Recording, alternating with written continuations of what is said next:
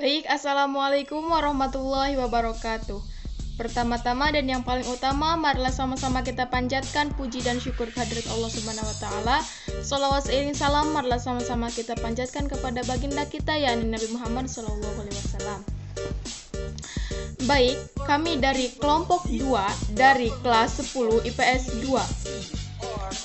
Di sini kami akan mempresentasikan tentang dinamika planet bumi sebagai ruang lingkup kehidupan. Baik, perkenalkan nama saya Siti Nurhalifah sebagai moderator, Alia Firial Fadilah sebagai pemateri 1, Aditya Pajar sebagai pemateri 2, Jumron sebagai pemateri 3, dan Ahmad Yani sebagai pemateri 4. Baik, langsung saja saya persilahkan kepada pemateri. Baik, langsung saja perkenalkan nama saya Alia Firial Fadilah. Di sini saya sebagai pemateri 1 akan mempresentasikan tentang perkembangan bumi dan sejarah kehidupan.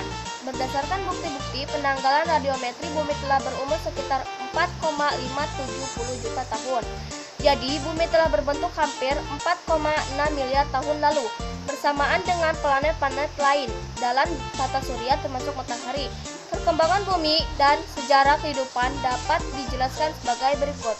Masa Acrojaikum 4,5 sampai 2, miliar tahun lalu.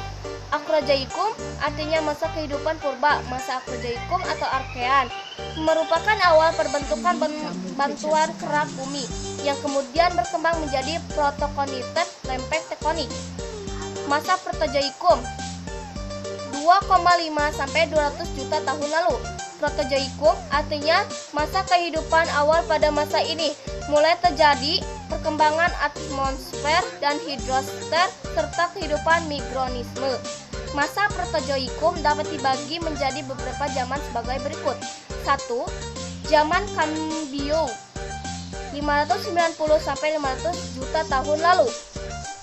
Kambium berasal dari kata cambira. Banyak jenis hewan invertebrata mulai muncul pada zaman Kambium. 2. Zaman Ordovisium 500 sampai 440 juta tahun lalu. Zaman Ordovisium diceritakan oleh munculnya ikan tanpa rahang atau hewan bertulang belakang paling tua. 3.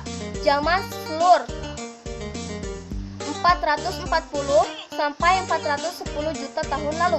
Zaman Silur merupakan waktu peralihan kehidupan air di darat. Tumbuhan mulai muncul termasuk Pteridophyton atau tumbuhan paku.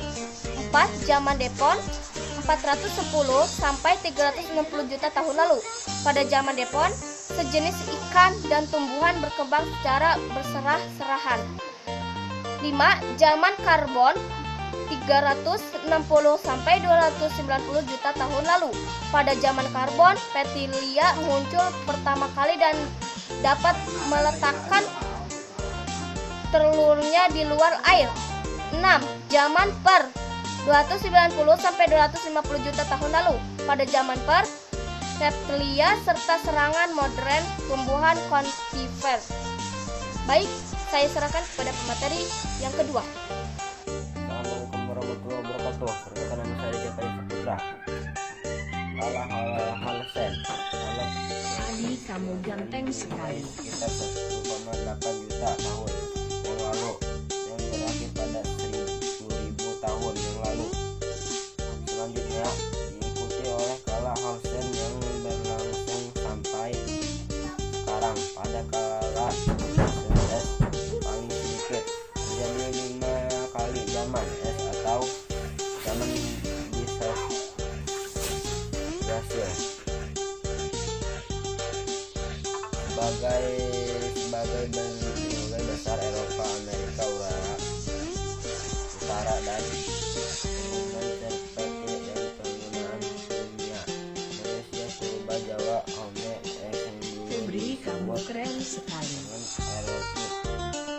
muncul pada kala Pleistocene, sedangkan manusia modern muncul pada kala Halsen.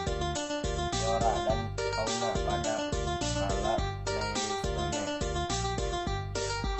sangat mirip dengan flora dan fauna zaman sekarang.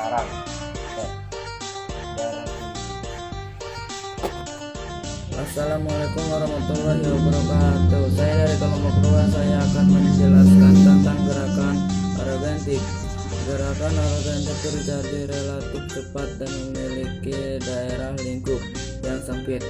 Bentuk gerakan orogentik antara lain lipatan, patahan, atau retakan. 1. Batas lempeng di pergan. Batas lempeng di pergen terbentuk akibat pergerakan lempeng kulit bumi yang saling berlawanan.